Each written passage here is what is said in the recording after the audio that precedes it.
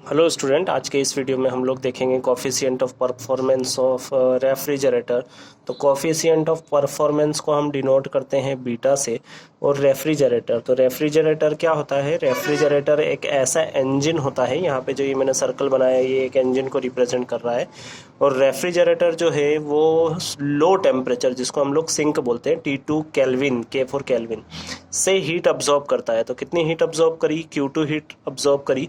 और ये जो इंजन है इस हीट पे W वर्क करता है और हीट को रिजेक्ट करता है हाई टेम्परेचर पे, तो उसको हमने नाम डिनोट कर दिया है यहाँ पे Q1। Refrigerator is a device which absorb heat from a low temperature, work done on W on it and reject heat to source। ठीक है, तो ये था रेफ्रिजरेटर। अब अगर हम लोग देखें इसका कॉफिशिएंट ऑफ परफॉर्मेंस, जिसको हम लोग डिनोट करते हैं बीटा से, तो बीटा को मैं सिंबॉलिक यहाँ पे अगर लिखूँ तो इसको हम लोग लिखते हैं हीट अब्जॉर्ब। अभी मैं पहले लिख देता हूँ इसको, हीट अब्जॉर्ब बाय रेफ्रिजरेटर। तो हीट अब्जॉर्ब किससे करी इसने? सिंक से, फ्रॉम सिंक। और यहाँ पे आ जाएगा work done on it in a cycle by the external source. देखिए, मैं आपको एक चीज़ ये भी बता देता हूँ कि जो नेचुरल प्रोसेस होती है उसमें जो हीट है वो ट्रांसफ़र होती है हाई टेम्परेचर से लो टेम्परेचर की ओर। ठीक है, जैसे अगर आपने एक गर्म ग्लास को भर के रखा है और अगर आप इसकी सराउंडिंग जो है वो देखें, इसका टेम्परेचर मान लीजिए हमने 57 डिग्री लिया और यहाँ पे सराउंडिंग का टेम्परेचर 27 डिग्री है, तो देखिए टेम्परेचर में डिफरेंस है, तो अभी इसकी हीट ट्रांसफ़र होगी सराउंडिंग में। ठीक है, तो ये नेचुरल प्रोसेस होती है। तो ये एक इसका उल्टा जो है वो होता है रेफ्रिजरेटर, जो लो टेम्परेचर से हीट अब्जॉर्ब करता है और उसके लिए हमको एक्सटर्नल W वर्क करना पड़ता है और वो जो हीट बनती है उसको रिजेक्ट किया जाता है हाई टेम्परेचर पे। ये इसका मैथमेटिकल फॉर्म हो जाएगा बीटा इक्वल्स टू हीट कितनी अब्जॉर्ब की थी? Q2। वर्क कितना डन हुआ यहाँ पे? W। ठीक है, अब हमको यहाँ पे वैल्यू देखना है W की, इसको इक्वेशन नंबर 1 बोल देते हैं। सीन्स W, अब मैं आपको यहाँ पे दिखा देता हूँ। देखिए, Q2 हीट अब्जॉर्ब करी, उस पर W वर्क हुआ, तो मतलब इन दोनों का हमको क्या करना है? सम करना है। और ये जो पूरी प्रोसेस हुई है ये किसको रिजेक्ट हुई है? सोर्स को। मतलब इक्वल में क्या आ जाएगा? ये आ जाएगा। तो इस फिगर से ही मैंने आपको बता दिया है। आप कार्नो इंजन भी पढ़ेंगे तो उसमें भी आपको ये क्लियर हो जाएगा। तो क्या इक्वेशन बना? Q1 is equals to W plus Q2। क्योंकि हमको यहाँ पे W की वैल्यू फाइंड करना है इसलिए इसको ट्रांसपोज कर देते हैं। तो Q1 minus Q2 is equals to W। Equation number 2 से हम लोग यहाँ पे वैल्यू प्लेस कर दें तो ये हो जाएगा beta equals to Q2 upon में आ जाएगा Q1 माइनस Q2। अब देखिए क्या करते हैं हम लोग कि यहाँ से Q1 को कॉमन ले लेते हैं इस जगह से।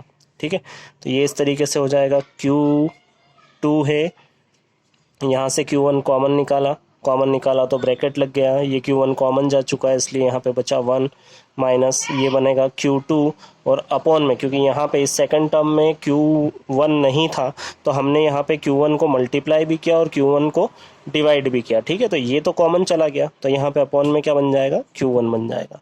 इन दोनों को, क्योंकि ये एक फ्रैक्शन है तो इसको हम लोग इस तरीके से लिख सकते हैं कि beta equals to Q2 upon Q1, इसको इसके साथ में लिख दिया, अपॉन में बचा 1 माइनस Q2 अपॉन Q1। ठीक है, आइडियल कंडीशन अगर हम लोग देखें कि आइडियल कंडीशन अगर होती है यहाँ पे तो उसमें क्या होता है? तो आइडियल कंडीशन में ये होता है कि Q2 अपॉन Q1 जो है उसको हम लोग राइट डाउन कर सकते हैं T2 अपॉन T1, मतलब जो हीट है उसको हम लोग लिख सकते हैं इन टर्म ऑफ टेम्परेचर। तो ये वैल्यू अगर हम लोग यहाँ पे प्लेस कर दें तो ये हो जाएगा beta is equals to T2 upon T1, इसके प्लेस पे होल अपॉन में आ जाएगा 1 माइनस यहाँ पे आ जाएगा T2 अपॉन T1। ठीक है, वही पूरी प्रोसेस जो यहाँ पे हमने की थी इसको रिवर्स परफॉर्म करेंगे तो ये बीटा की वैल्यू आ जाएगी। देखिए क्या किया मैंने, ये T2 लिखा, ये अपॉन में है तो ये इसको मैंने यहाँ पे लिख दिया इस ब्रैकेट के बाहर। ठीक है, और ये हो जाएगा 1 माइनस T2 अपॉन T1। अब इसका अगर मैं अंदर मल्टीप्लाई करूँ तो ये हो जाएगा beta is equals to T2 upon में T1 और यहाँ से T1 का मल्टीप्लाई करेंगे तो T1 से ये T1 कैंसिल हो जाएगा, ठीक है। तो बचेगा क्या, माइनस में T2। तो इस तरीके से ये जो beta equals to T2 upon T1 minus T2 आया है, ये आ चुका है coefficient of performance of refrigerator. यहाँ पे T1 और T2 जो है रिस्पेक्टिव टेम्परेचर है सोर्स और सिंक के। एक हाई टेम्परेचर होता है सोर्स का टेम्परेचर और एक लो टेम्परेचर होता है सिंक का।